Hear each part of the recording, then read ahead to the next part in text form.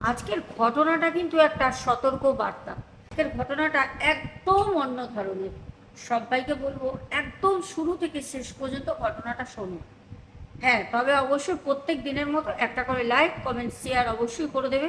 যারা নতুন আজকে প্রথম আমার ঘটনা শুনছো, অবশ্যই কিন্তু চ্যানেলটা সাবস্ক্রাইব করে পাশে থাকবে। তাহলে চলো আজকে ঘটনাটা শুনি। প্রথমে যিনি আমার ঘটনাটা বলেন, ওনার কিন্তু সম্পূর্ণ আজকে আইডেন্টিফাইটা কিন্তু হাইড থাকবে। কোনো বিশেষ কারণে উনি আমাকে বারণ করেছেন, আমি এটা শেয়ার করতে পারবো না। তো যিনি আমার ঘটনাটা পাঠান, ওনার কথা মতো ওনাদের একটা বাড়ি কেনা হয়েছিল।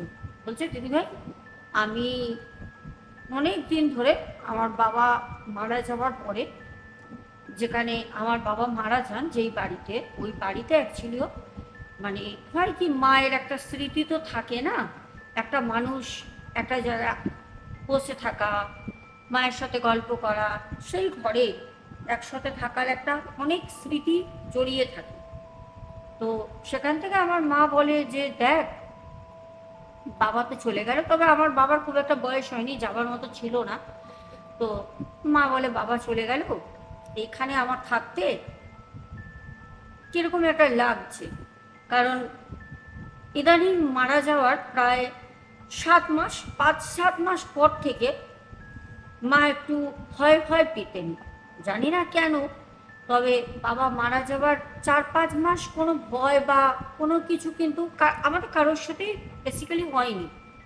কিন্তু 5 মাস পর থেকে 6-7 মাস রানিং, তখন থেকে একটা মানে কিরকম একটা ভয়, মানে গা ছমছমে ভয়, একটা গা ভার ভার হওয়া, এই জিনিসটা খুব কাজ করতো।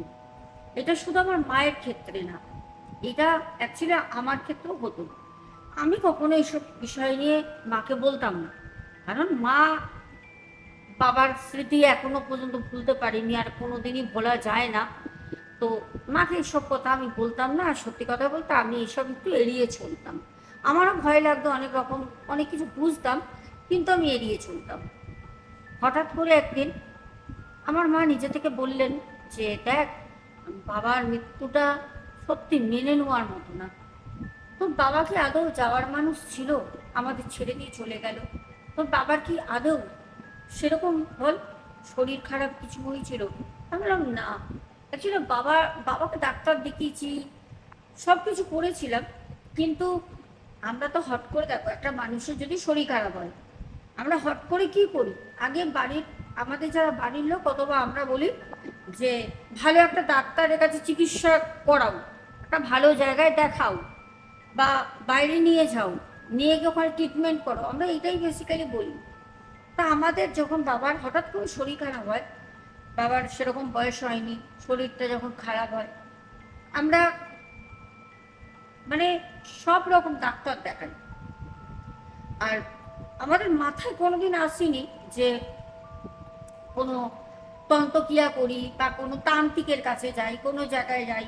হতেও তো পারে, যখন মানুষ ডক্টর রিপোর্ট করে, যখন ডাক্তার দেখিয়ে মানুষ যখন একদম মানে দেয়ালে যখন পিঠ থেকে যায়, মানুষ বুঝতে পারে যে না চলো এইবার আমরা তো আমাদের মতো করলাম, এবার একটুখানি দেখি অন্যরকম চিকিৎসা করি। তখন মানুষ কবিরাজ, তান্ত্রিক, বৈদ্যর কাছে, সন্ন্যাসীর কাছে ছোটাছুটি করে, কিন্তু আমাদের এইসব কেউ বলেনি, আর আমাদের এগুলো নলেজের বাইরে। সত্যি কথা বলতে কোনো জায়গায় যায়নি। হতে পারে গেলে হয়তো বাবা বেঁচে যেতেন, কি হয়তো বাবার নিয়তি ছিল, যাই হোক।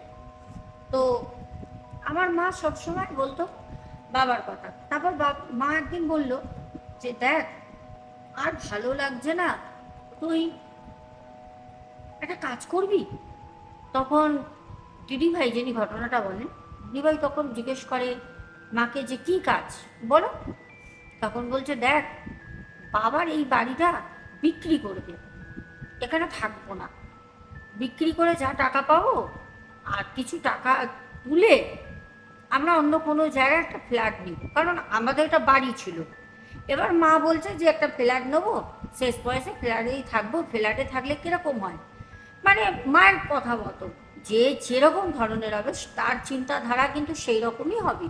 তো মায়ের কথা মতো ফ্ল্যাটে থাকলে ফ্ল্যাটের মানে সবার ঘরে ঘরে যেতে পারবে, মায়ের সাথে অনেকে কথা বলবে, আসা যাওয়া করবে, মানে মায়ের একটা ব্যাপার হচ্ছে মানে মা সবার সাথে মিলেমিশে মানে থাকতে পারবে। একা একা তো মানে বাবা চলে যাওয়ার পর মা অনেকটা একা হয়ে যায়। তো মায়ের কথা মতো দিদিভাই তখন ভাবেন যে না, এইবার আমার মাকে তো আমার বাঁচিয়ে রাখতে হবে, আমি এবার ছেড়ে দিই, মায়ের কথা মতো একটা অন্য জায়গায় ঘর দেখি। এইবার ফ্ল্যাট দেখবো সবাইকে, যাদের সাথে জানাশোনা আছে, যারা এইসব বোকারি করে ফ্ল্যাটের বাড়ির সবাইকে বলতে থাকি। হঠাৎ করে একটা ফ্ল্যাটের সন্ধান পায়, ফ্ল্যাটটা পছন্দও হয়, ফ্ল্যাটটা নিয়েও নেয়। কোনো রকম কোনো সমস্যা ছিল না, যেরকম রিজনেবল প্রাইসের মধ্যে চায় সেই রকম ভাবেই কিন্তু ফ্ল্যাটটা পায়। এইবার ঘটনাটা কি ঘটলো শুনুন। ফ্ল্যাটটা নেওয়ার পর দিদিভাই তার মাকে নিয়ে ওখানে শিফট করে যায়। এবার এই বাড়ি তারা কিন্তু মানে ওই আশেপাশে নিয়ারেস্ট একজনকে ওই বাড়িটা বিক্রি করে দেয়। আগে তো বাড়িতে থাকতো, বাড়িটা বিক্রি করে দেয়, ফ্ল্যাটে চলে যায়। এইবার ওই যে মাসিমা মানে এই দিদিভাইয়ের যে মা, আমাদের দেখুন বয়স হলে মা কাকিমা কি হয়, সারা রাত ঘুম নেই, ওই বসে থাকা একটা, হয়তো রাস্তায় কুকুর দেখছে, রাস্তার দিকে তাকিয়ে রয়েছে, রাস্তার রোডের ধারে ফ্ল্যাট হলে, এগুলো আমি অনেকের মুখে শুনি, আমার কাছে প্রচুর ক্লায়েন্ট আসেন, ওনারা বলেন রাতের বেলা ঘুম হয় না, ব্যালকনিতে দাঁড়িয়ে থাকি, ফুলের চর্চা, রাতের বেলা গাছের চর্চা করি, বসে থাকি, গাছেদের সাথে গল্প করি, কেউ ঠাকুর দেবতা, কেউ বই নিয়ে থাকে, বা কেউ রাস্তার দিকে তাকিয়ে সুদূর আকাশের দিকে তাকিয়েই রাত কাটায়, অনেকেই আছে, আমার সাথে কথা হয়।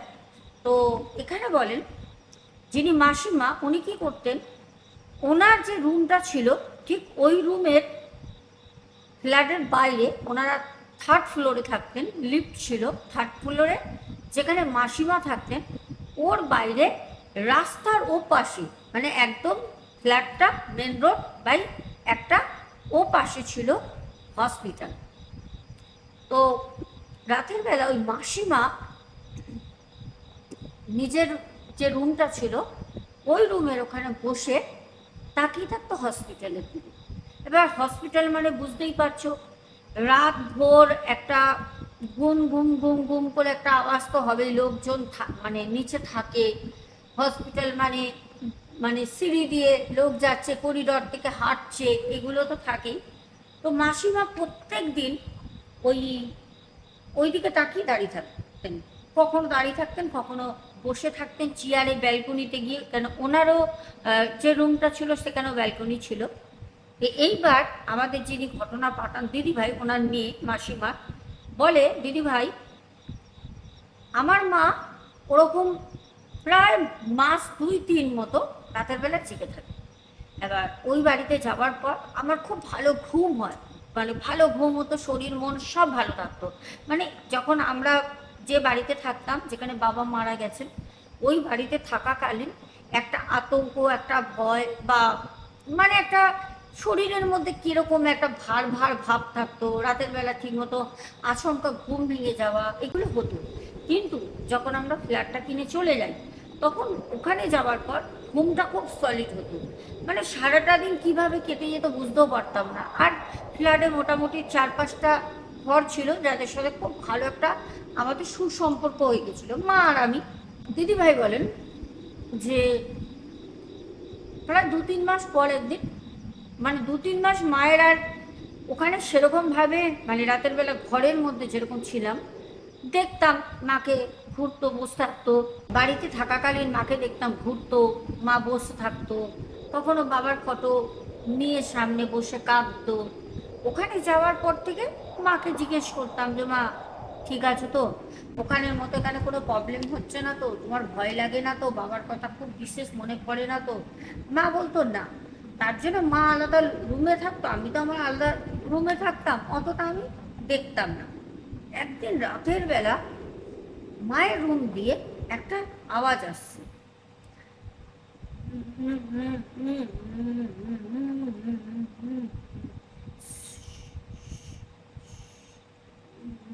এরকম একটা শব্দ হচ্ছে। মানে প্রথমে আওয়াজটা হচ্ছে যেন ধরো গুনগুন করে একটা ভাঙা ভাঙা গলায় কেউ গান করছে, আওয়াজটা এরকম। ঠিক তার পরেক্ষণে আওয়াজটা হচ্ছে ঠিক এরকম, মনে হচ্ছে কোনো বিস্তর সাপ সে যেন মানে তার ফোনা তুলে ফস ফস করে শব্দ করছে। তো এই শব্দটা শোনার পর দিদিভাই বলেন আমি না প্রথমে বুঝতে পারিনি, পরেক্ষণে আমার মাথায় আসলো যে এরকম কিছু না তো, মানে কোনো সাপই হয়তো মায়ের শরীরের কাছে রয়েছে, মা দেখে হয়তো ভয়তে চিৎকার করতে পারছে না, ওরকম করে হয়তো গুঙ্গাচ্ছে, হয় না মানুষ ভয় পেলে যেরকম গুগানির শব্দ হয়, এইসব ভেবে তখন বলছে কি করবে দিদিভাই, মানে একদম সোজা ডিরেক্ট গিয়ে দরজার মধ্যে আওয়াজ করতে থাকে, মা মা মা দরজা খোলো, ও মা দরজা খোলো, ও মা তুমি কি হয়েছে মা, কি হয়েছে, দরজা খোলো। তখন দিদি ভাইয়ের যিনি মা মাসিমা অনায়াসে হেঁটে আসেন, এসে দরজাটা খুলে বলছে কি হয়েছে রাতের বেলা এরকম উন্মাদের মতো করে গেটের মধ্যে আওয়াজ করছিস, কি ব্যাপার, এটা বাড়ি না এটা ফ্ল্যাট, মনে আছে তো ফ্ল্যাটে কিছু নিয়ম থাকে, রাতের বেলা এরকম দুমদাম করে আওয়াজ শব্দ করলে সকালবেলার সাথে সাথে ফ্ল্যাটের যিনি হেড আছেন এসে আগেই কি বলবে বুঝতে পারছিস, এখানে কি তুই আমাকে শান্তিতে থাকতে দিবি না। তখন বলছে আরে তুমি এরকম করে কথা বলছো কেন, এক্ষুনি তো তোমার রুম থেকে একটা গুগানির শব্দ পাচ্ছিলাম, তারপর কিরকম যে সাপের ফসফস করে যেন সাপ বলে ওরকম গন্ধ পাচ্ছিলাম। তখন মাসিমা বলছে তোর মাথার একটু ডাক্তার পরীক্ষা করা, সামনে হসপিটাল আছে, এই হসপিটালে ভালো একটা কলকাতা ভালো হসপিটাল, আমি এখানে নাম বলছি না হসপিটালের, বলছে এই হসপিটালে ভালো ভালো নাম করা হসপিটাল, এখানে ডাক্তার দেখা, তোর মানসিক চিকিৎসার দরকার। দিদিভাইকে যখন বলে দিদিভাই প্রচণ্ড রেগে যায়, দিদিভাই বলছে বা বাবা তোমাকে রাতের বেলা আওয়াজ পেয়ে আমি আসলাম ছুটে, কি ব্যাপার ভয় পেয়ে সাপ টাপ ঢুকেছে নাকি, তুমি আমাকে বলছো আমি মানসিক চিকিৎসার কাছে ডাক্তার দেখাতে যাবো, মনে হয় পাগলা হয়ে গেছি, তাই তো আমার মাথা খারাপ হয়ে গেছে পাগল হয়ে গেছে বলে দিদিভাই প্রচণ্ড খেপে যায়। আর দিদিভাই সমানে রেগে গিয়ে খেপে ওখান থেকে বক বক করতে করতে সরে যায়। দিদিভাইয়ের প্রচণ্ড কথাটা খারাপ লাগে, দিদিভাইয়ের রুমে গিয়ে সমানে ওই কথাটা নিয়ে নিজের মধ্যে বারবার বারবার করে ওই মায়ের কথাটাই রিপিট করতে থাকে, যে আমি ভালো করতে গেলাম মাকে বলতে গেলাম, মা আমাকে বলছে তুই ডাক্তার দেখা, তোর মাথা খারাপ হয়ে গেছে, ঠিক আছে তুমি যা পারো করো মরো, মানে রাগে মানুষ সাপোজ বেরিয়ে যায় না মুখ দিয়ে, তোমার প্রতি আমি এত কেয়ার করছি, তোমার প্রতি আমি সব করছি, এত চিন্তা, আমি তো বিন্দাস আমার রুমে শুতে পারতাম, আমার দরকার কি ছিল তাই না ঘুম ভেঙে উঠে দেখার, তো তার মধ্যে তুমি আমাকে এরকম উল্টা সিধা কথা বলবে, আমি তোমার জন্য সব কিছু করছি, হ্যাঁ তো ঠিক আছে তুমি তাহলে মরো, আমার দেখার দরকার নেই। দিদিভাই বলছে আমি রাগে এই কথা বলে আমি শুয়ে পড়ি। সকালবেলা প্রত্যেক দিন এভরিডে মর্নিংয়ে আমার মা এসে আমাকে বলে যে ঘরে মাম বলে ডাকে, এসে বলে মাম তুই চা খাবি না একটু দুধ দেবো তোকে, বল দুধ তুলে দেবো না একটু গরম চা খাবি, প্রত্যেক দিন জিজ্ঞেস করে। আমি মাকে বলি প্রত্যেক দিন মা সকালবেলা আমাকে লিকার চা দেবে, তারপরে 9টা সাড়ে 9টার দিকে আমি এক গ্লাস দুধ খাবো, ব্রেড ট্রেড খেলাম বা বিস্কিট খেলাম, তুমি সকালে আমাকে একটুখানি মানে গরম হালকা লিকার চা করে দেবে। তাও মা প্রত্যেক দিন, মানে বললাম না এভরিডে মর্নিং মায়ের ওই এক কীর্তন চলে। সেই দিন ভোরের বেলা দিদিভাই বলছে রাতে অনেকটা সময় জেগেছিলাম, মা ওরকম একটা বলেছে চিৎকার চেঁচামেচি করেছি, তো আমি ঘুমিয়ে পড়েছি। যখন আমার ঘুম ভাঙে মোটামুটি 9টা 5-10 সেরকম হবে, আমি উঠে পড়ি কিন্তু 6:30 7টার মধ্যে, চাটা খেয়ে একটুখানি হাঁটা চলা বাজার দোকান যাবতীয় সব কিছু করি, দেন এসে আবার একটু রেস্ট নিয়ে তারপর আমি দুধ ব্রেড বা যা খেলাম একটু হালকা ভারী খাবার খাই। সেদিনকে 9টা বেজে গেছে, 9টা 5-10, মা ডাকিনি, উঠে বসে আমি বলছি কি আজকে তার মানে কালকে রাতে ওইসব বলেছি, মা আমার উপর খুব রাগ করেছে, ইচ্ছা কিন্তু আমাকে ডাকিনি মা, রাগি। তো সত্যি কথা বলতে আমারও তখন একটা নিজেকে কিরকম মনে হয় না, যে দেখো মাকে আমি এরকম করে বললাম, যাক আমার বলাটা উচিত হয়নি। দিদিভাই বলছেন, আমি উঠলাম, উঠে আমার রুমের সব জানলাগুলো মা প্রত্যেকদিন খুলে দেন। তো মা খুলিনি বলে, আমি জানি রাগ হয়েছে ঢুকিনি, আমি জানলা টাল্লা বেলকুনি, দুটো ঘরেই ব্যালকনি আছে, মায়েরটাও আছে আমারও আছে। ব্যালকনি খুলে ডাইনিং স্পেসে গেলাম, দেখলাম ডাইনিংয়ে মা নেই। তা আমি সোজা গেলাম কিচেনে, কিচেনে গিয়েও দেখলাম মা কিচেনে নেই। তো আমি দেখলাম মা কিচেনে নেই, তাহলে হয়তো মায়ের শরীর খারাপ হয়নি, তো মা হয়তো নিজের ঘরেই ঘুমাচ্ছে। মা কিন্তু ওই ফ্ল্যাটে যাবার পর কোনো দিন ভিতর থেকে রুমের দরজা দিয়ে মা থাকতেন না। সেই দিনকেও গিয়ে দেখলাম দরজাটা ওপেনই রয়েছে, সব সময় মায়ের দরজা ভেজানো থাকতো। মা কোনো দিন মানে নিজের দরজা ভিতর দিয়ে লক করতেন না। বাবা জীবিত থাকতো ওরকম থাকতো, কোনোদিন লক করে রাখতে আমার বাবা মাকে কোনোদিন দেখিনি। তো আমি দেখলাম যে না, লকটা খোলাই আছে। স্বাভাবিক আমি ঘরে ঢুকলাম, ঢুকতে দেখলাম মা এক সাইড হয়ে মানে ওই হসপিটালের দিকে যেদিকে সেদিকে মুখটা ফেরানো, আর রুমের যে ঢুকছি যে গেটটা আছে গেটের দিকে মায়ের পেছন সাইডটা পিঠটা করে মা শুয়ে আছে। আমি বিছানায় গিয়ে মায়ের পেছনটায় বসে মাকে বললাম, ও মা, মা আজকে তুমি চা দাওনি তো, তোমার জন্য দেখো আজকে সারাটা দিন খারাপ যাবে। আজ এত বছর ধরে তুমি চা দিয়ে আসছো, আগে যখন বাবা জীবিত ছিল তখন তুমি আর বাবা সকালবেলা আমাকে কি করতে বলো তো, এখন তুমি আজকে উঠুনি, কি হয়েছে তোমার শরীর খারাপ? কালকে তো রাতের বেলা আমাকে যাচ্ছে তাই করে বলবে, চলো আজকে দুজনে হসপিটালে যাবো। আমি অনেকগুলো কথা বলি, আমার মা দেখলাম কোনো সার নেই। মায়ের দিকে তাকিয়ে তাকিয়ে কথা বলছি, মা দেখলাম মানে ঘুমাচ্ছে। তো আমি এরকম করে সাইড দিয়ে ঘুরে গিয়ে মায়ের যে জানালাটা আছে যেটা হসপিটালের সাইডে ওইদিকে মুখ করে আছেন, জানলাগুলো আমি খুলে দিলাম, ব্যালকনির দরজাটাও খুলে দিলাম, যেটা মা প্রত্যেক দিন আমার ফ্ল্যাটের রুমে গিয়ে করেন। তো আমি মায়ের রুমের সব খুলে টুলে দিলাম, দেওয়ার পর মায়ের সামনে গিয়ে বসেছি, দেখছি মা কিন্তু ঘুমাচ্ছে। তো আমি মাকে ডাকছি, আমার মা অ্যাকচুয়ালি ঘুমাচ্ছে না, আমার মা মারা গেছে, আমার মা ঘুমাচ্ছে না সেটা আমি জানি না, আমি জানি আমার মা ঘুমাচ্ছে, কারণ আমার মায়েরও মরে যাওয়ার মতো মৃত্যুর মতো বয়স কিন্তু হয়নি, না আমার বাবার হয়েছিল না আমার মায়ের। আমি তখন মানে যেটা হয় স্বাভাবিক, আমার তো কেউ নেই, যেটা হয় আমি তখন আর আমার মধ্যে নেই। আমি তখন মানে উন্মাদ হয়ে কান্না কাটি ছুটে আমার নিচের ফ্ল্যাট থেকে বেরিয়ে যাই।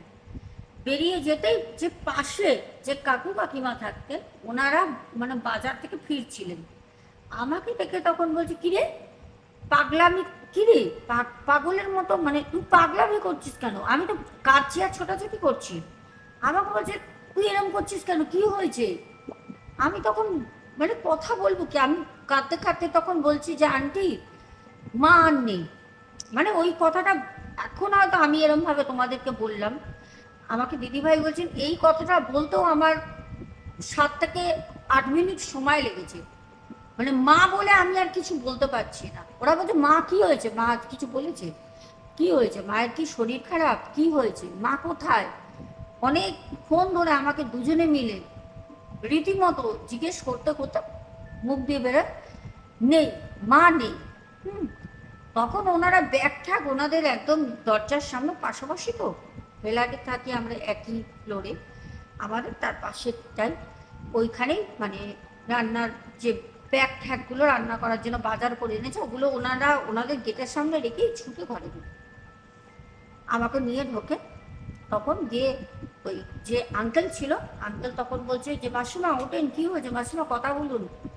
আমার মা আর কোথা দিয়ে উঠবে, আমার মা তো আর নেই, মারা গেছে। আমার মা আর ওঠেননি, পুরো ফ্ল্যাটটায় আমি একা হয়ে গেলাম। মায়ের কাজ করা হলো, একে একে সব হলো। হওয়ার পর বাবার মৃত্যু মানে কোনোদিন তো বাবা মরে যাওয়ার পর একটা ভয় লাগতো, কোনো সময় বাবাকে আমি দেখিনি, ফিল করিনি, কিন্তু একটা ভয় ভয় লাগতো, তাও 5 মাস পর থেকে। কিন্তু মা চলে যাওয়ার পর প্রত্যেকদিন রাতে মাকে আমি দেখতে পেতাম, প্রত্যেক দিন রাতে আমি দেখতাম আমার মা ঠিক ওই ব্যালকনিতে আমার মা দাঁড়িয়ে রয়েছে, হসপিটালের দিকে তাকিয়ে। অনেক সময় আমি দেখেছি রাতের বেলা হয়তো আমি ঘুমাচ্ছি, কাঁদতে কাঁদতে ঘুমিয়ে পড়েছি একা, আমার মা আমার বালিশের পাশে চুপ করে মাথার বালিশের পাশে বসে আছে চুপ করে। আমি হঠাৎ হয়তো মানে কাঁদতে কাঁদতে ক্লান্ত হয়ে হয়তো চোখটা বন্ধ হয়ে গেছে, দেখছি চোখ খুলে আমার মা। বহুবার এরকম আমি দেখেছি, বহুবার। একটা সময় মায়ের জন্য খুব কেঁদেছি, খুব কেঁদেছি, খুব ভয় পেয়েছি একটা সময়। মানে আমার যে কি সময় গেছে আমি সেটা বলে বোঝাতে পারবো না। তারপর যখন আমি পুরোটা নিজে ভেঙে পড়ি, তখন একদিন আমার সাথে একটা অদ্ভুত ঘটনা ঘটে। এটা অদ্ভুত ঘটনাই বলা চলে, সেটা বলছি আমি।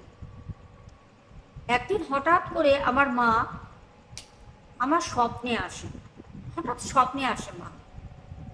আমি মানে কি বলবো, স্বপ্নটা দেখার পর মানে হুড়মুড়িয়ে উঠলাম। আমি স্বপ্নে দেখলাম যেটা, সেটা হচ্ছে আমার মা আমার পায়ে তেল মাখিয়ে দিচ্ছে। আমার প্রচণ্ড জ্বর হয় না, দেখবে আগেকারের যে আমাদের মা ঠাকুমারা অনেক ঘরোয়া পদ্ধতি, অনেক ঘরোয়া টিপস কিন্তু আমাদের কিছু হলে অ্যাপ্লাই করতেন ওনারা। হাতের তালুতে সর্ষের তেল ঘষে দেওয়া, পায়ের তালুতে তেল ঘষে দেওয়া। তা আমি দেখছি যে আমার প্রচণ্ড জ্বর, শরীর খারাপ, আমি উঠতে পারছি না, আমার মা আমার পায়ের তেলুতে তেল দিয়ে ঘষে দিচ্ছে। আমি স্বপ্নটা দেখে জাস্ট আমি উঠে পড়ি, আমি উঠে বসে আছি। স্বপ্ন দেখেছি কিন্তু খুব ভালো করে আমার মনে আছে, উঠে বসে আছি। দেন কিছুক্ষণ পর দেখলাম যে না, এটা আমি স্বপ্ন দেখছি, ওরকম কোনো ব্যাপার না, আমি স্বপ্ন দেখছি। আমি বসে মায়ের কথা ভাবছি, তখন আমি কাঁদছি নীরবে যে আমার মা ছিল তখন, মাকে ওরকম বলেছিলাম যে যা পারো করো, মরে যাও। হ্যাঁ, তো আজকে আমার মা সেই কথাটা শোনার পরেই, আমার মা সেই দিন রাতেই মারা গেছে। মানে এইটা না আমি কাউকে বলতে পারছিলাম না, নিজে নিজে নিজে নিজে না কুড়িয়ে কুড়িয়ে কুড়িয়ে কুড়িয়ে নিজের মন কুড়ে কুড়ে খাচ্ছে যে মাকে বলেছি দৌড় যা পারো করো, মরগে তুমি। এই কথাটা বলার পর আমার মায়ের সাথে কথা বলার আমি সময়টা পাইনি।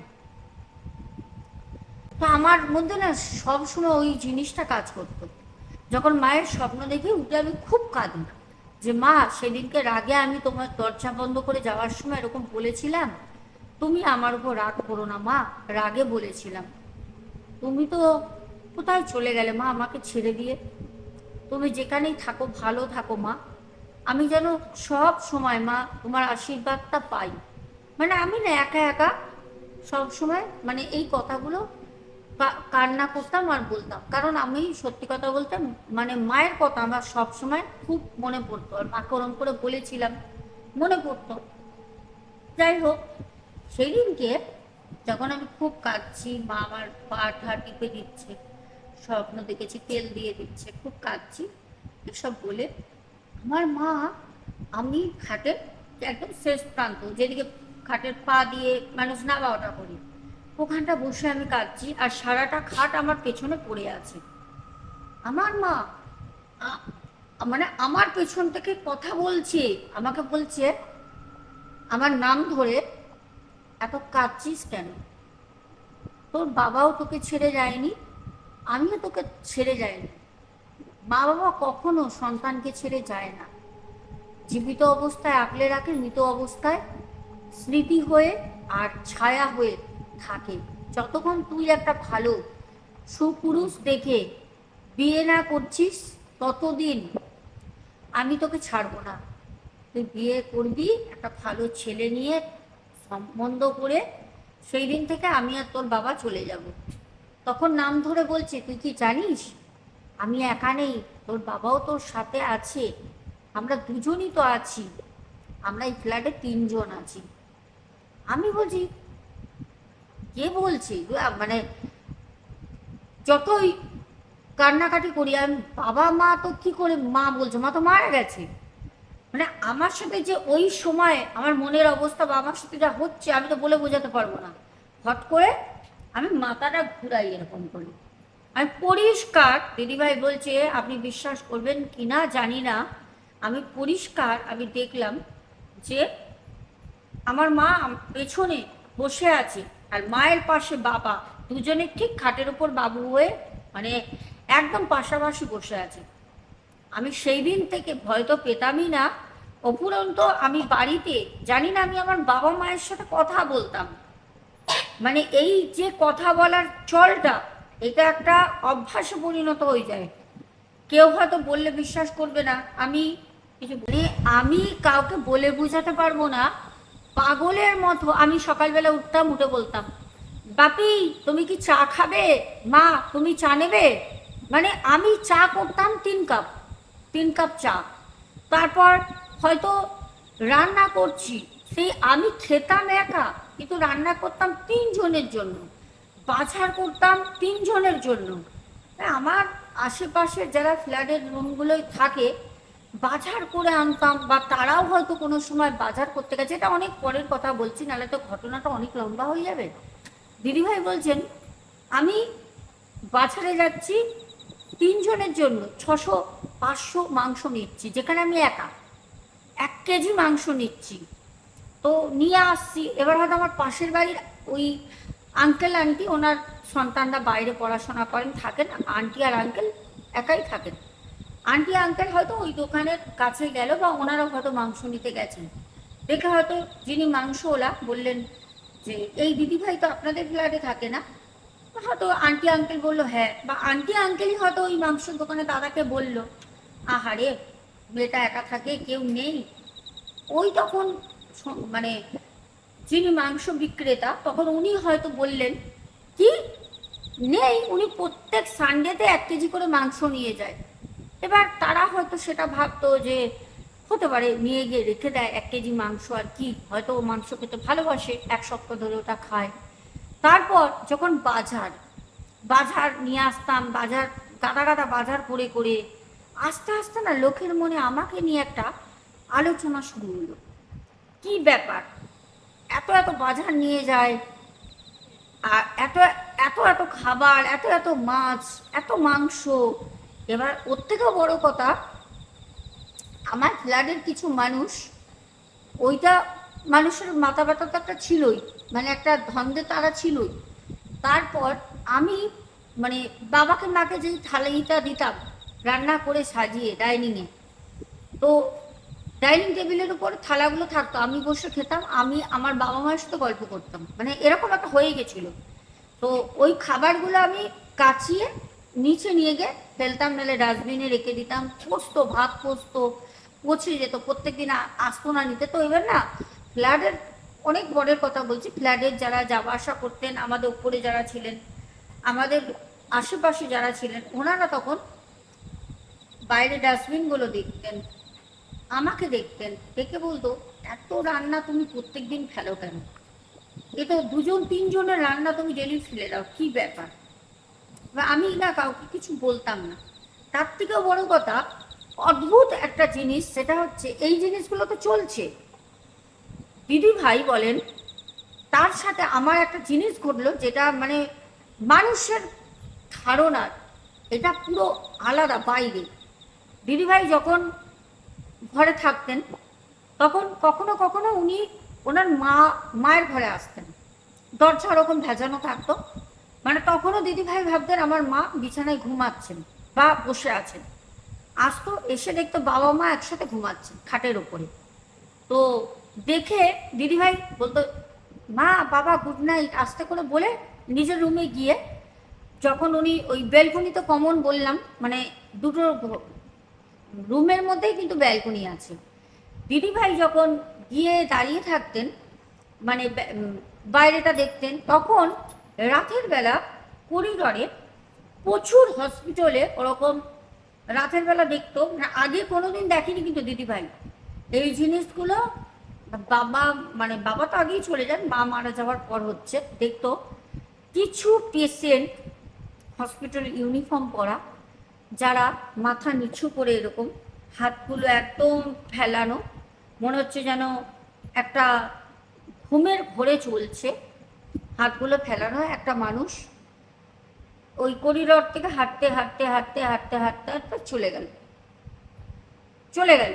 আবার দেখছি ওই একটা মানুষ, ওই মানুষটা কি তার পেছনে আর একটা মানুষ সেম ওরকম ভাবে, মানে যতগুলো রাতের বেলা মহিলা পুরুষ বাচ্চা দেখতো সবই ওরকম, কেউ আর মাথা তুলে তাকাতো না, বা একে অপরের সাথে কথা বলা এই জিনিসগুলোও করতো না। যে যার মতো মাথা নিচু করে হাত দুটো একদম শান নেই পড়ে আছে, ওই আস্তে আস্তে আস্তে আস্তে আস্তে আস্তে করিডর থেকে হাঁটছে, আবার হয়তো করিডর থেকে হেঁটে হেঁটে চলে যাচ্ছে, এরকম দেখতো। তারপর দেখতো মানে একটা সময় দিদিভাইয়ের মায়ের মতনই দিদিভাইয়ের একটা নেশা হয়ে গেল, ওই হসপিটালের দিকেই তাকিয়ে থাকতো। তখন দেখতো যে ডাক্তার, একজন ডক্টর ইউনিফর্ম পরা, উনি সিঁড়ি দিয়ে উঠতেন, উঠে সবার রুমে রুমে যেতেন, গিয়ে উনি ঠিক ওই ব্যালকনির কাজটা আসতেন, যেখানে দিদিভাইয়ের ব্যালকনি থেকে দেখতো, উনি ওনার হসপিটালের করিডরে একটা কোণে আসতেন, এসে দিদিভাইয়ের দিকে তাকিয়ে উনি ওখানে, হসপিটালে তো সিগারেট খাওয়া নিষিদ্ধ, কিন্তু সিগারেট জাতীয় কোনো জিনিস উনি ওখান থেকে ধরে, সিগারেট যেরকম টানে ওরকম কিছু টানতেন, একটা আগুনের মতো কিছু দেখতেন, আর দিদিভাইকে লক্ষ্য করতেন উনি। এরকম বিগত কয়েকদিন ধরে চলতে থাকে। একদিন ফ্ল্যাটের সবাই দিদিভাই মানে যে আচরণগুলো দেখতে থাকে, তারপর মানে দিদিভাইকে সত্যি কথা বলতে সবাই মিলে একদিন দিদিভাইয়ের ফ্ল্যাটে আসে। একজন তো হেড থাকেন, তো সবাই এসে বললো, কি ব্যাপার বলো তো, তুমি এখানে রয়েছো, কোনো রকম কি তোমার সমস্যা হচ্ছে, কোনো রকম মানসিক? তখন বলছে, কই না তো। বলছে, তাহলে তুমি এত এত খাবার কিনে আনো, দেখো তুমি খাবার কিনে আনতেই পারো, এটা আমাদের বলা কোনো মানায় না, অধিকার নেই, তবুও বলছি এত এত খাবার কিনে আনো, খাবার ফেলে দাও, কি ব্যাপার? খবর পেয়েছি আমরা রাতভর তুমি কার সাথে ঘরে কথা বলো, তুমি তো থাকো একা, তোমার জীবনে কি কেউ আছে, মানে কোনো পুরুষ বন্ধু আছে? তাহলে বলো, আমরা তোমাকে ফ্ল্যাটের যত মেম্বার আছি সবাই আমরা তোমার পরিবার, তুমি একা না, আমরা সবাই মিলে তোমার বিয়ে দিয়ে দেবো, এরকম কোনো ছেলে আছে তোমার নজরে বলো? দিদিভাই বলছে, না, আমার নজরে কোনো ছেলে টেলে নেই, আমি তো আমার মা বাবার সাথে কথা বলি। তখন সবাই এই ধারণাটা করেছিল, সবাই তখন সেই ধারণাটা করে, দিদিভাইকে তখন একটা আশ্রমে, যেখানে মানে ঠাকুরের সারাদিন বই পড়া, নানা রকমভাবে পুজো করা, এরকম আশ্রমে ওনারা জোর করে 3 মাস 3.5 মাস মতো রেখে দেয়। কারণ সত্যি কথা বলতে দিদিভাইয়ের কেউ কিন্তু ছিল না, মা বাবা ছাড়া, আর যারা ছিল তারা ইন্ডিয়ায় থাকতোও না, কোনো রকম দিদিভাইও তাদের চেনেন না, কোনোদিন দেখেনি কাউকে আসতে। তো আশ্রমে থাকার পর দিদিভাইয়ের আশ্রম থেকে, ওই আশ্রম থেকে সুস্থ করে দেখাশোনা দিয়ে করে একটা ভালো সুপাত্রর সাথে দিদিভাইকে বিবাহ বন্ধনে আশ্রম থেকে বিয়ে দিয়ে দেয়। দিদিভাই কিন্তু বিয়ের পর দিদিভাইয়ের একটি সন্তান আছে, মেয়ে। দিদিভাই ভালো মতো কিন্তু এখন জীবনযাত্রা নিয়ে সংসার করছেন, স্বামী নিয়ে, শ্বশুর শাশুড়ি নিয়ে। কিন্তু দিদিভাইয়ের এই জীবনে যে জিনিসগুলো ঘটে গেছে, দিদিভাই এই জিনিসগুলো না কোনোদিন ভুলতে পারবেন না। দিদিভাই বলেন, মৃত্যু সবার আছে, যার জন্ম আছে তার মৃত্যু আছে। আমার মৃত্যুর আগে পর্যন্ত আমি পাগল ছিলাম না কোনোদিন। আমার মৃত্যুর আগে যেই জিনিসগুলো আমার সাথে ঘটেছে, যেই জিনিসগুলো হয়েছে, যেগুলো আমি করেছি, সেই জিনিসগুলো আশা করি যেরকম একটা বই লিখলে বইয়ের মধ্যে ছাপানো পাতায় অক্ষরে অক্ষরে থেকে যায়, সেরকম আমি চাই যে আপনি আমার জীবনের ঘটনা, সত্য ঘটনাটা আপনি বলেন, যেটা আপনার চ্যানেলের মাধ্যমে বছরের পর বছর থেকে যায়, কেউ না কেউ কোনো না কোনো বছর, কোনো না কোনো মাস একজন হলেও তো শুনবে, থেকে যাক। আর এই ঘটনাটা একদম রিয়েল একটা স্টোরি দিদিভাইয়ের জীবনে। মানে সত্যি কথা বলতে কি বলতো, ওই একটা কথা আমি বারবার তোমাদের বলি না, যার সাথে ঘটে সে ভুক্তভোগী, সেই জানে।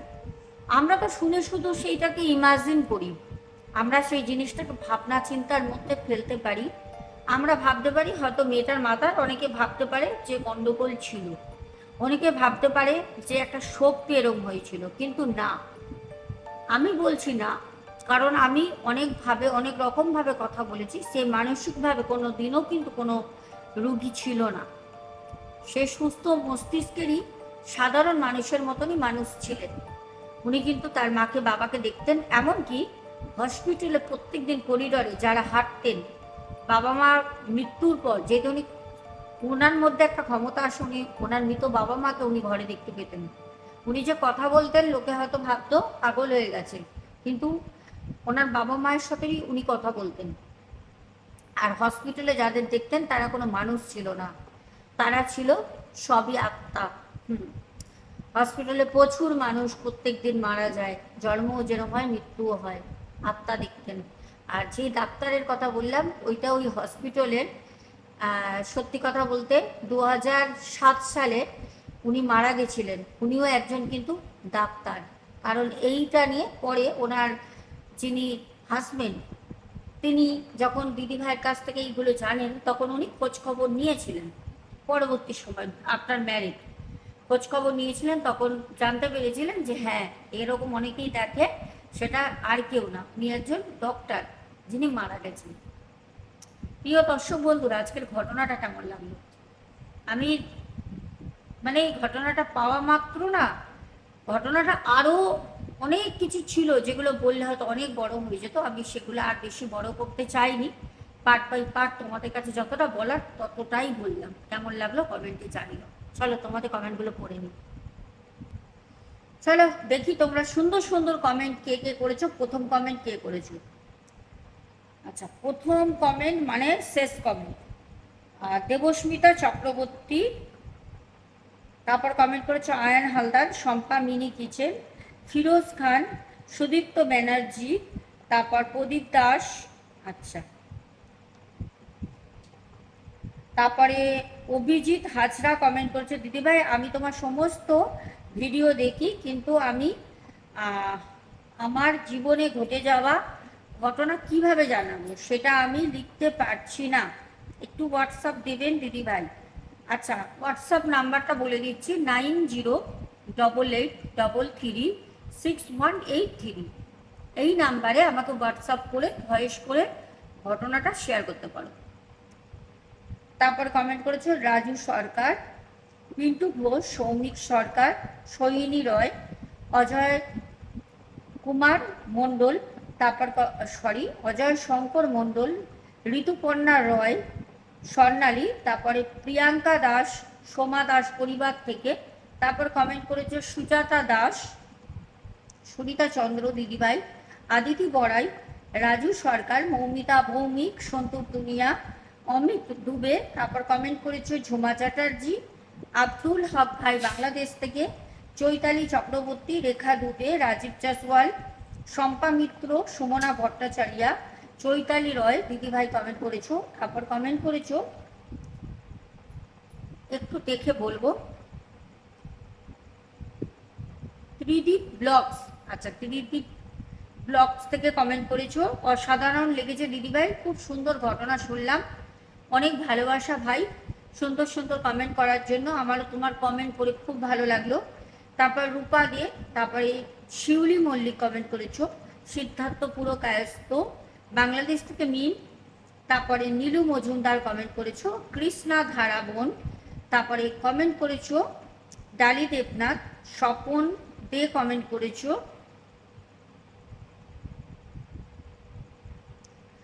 অসীম দাস, নীতা বসু, কাকুলি রয়, তারপর কমেন্ট করেছো আমাদের বরুণ মজুমদার, ঈশানু মান্না, তারপর জলি হাজরা, সঙ্গীতা দিদিভাই, শুভঙ্কর ঘরুই। সবাইকে অনেক অনেক অনেক ভালোবাসা। এখানে আমি একজনের নাম বলিনি, কারণ উনি কমেন্ট করেছেন কি একটা, যাই হোক আমি এখানে মেনশনও করছি না, তবে উনি যে কে করেছেন বা কার নাম বললাম না, সেটা উনি যিনি করেছেন উনি বুঝতেই পারছেন বা পারবেন যদি এখন ঘটনাটা শুনে থাকেন। আপনাকে অশেষ অশেষ আলাদাভাবে আমি ধন্যবাদ জানালাম, একটু স্পেশালভাবে, কারণ আপনি আমাকে ওয়াচ টাইমটা দিয়েছেন।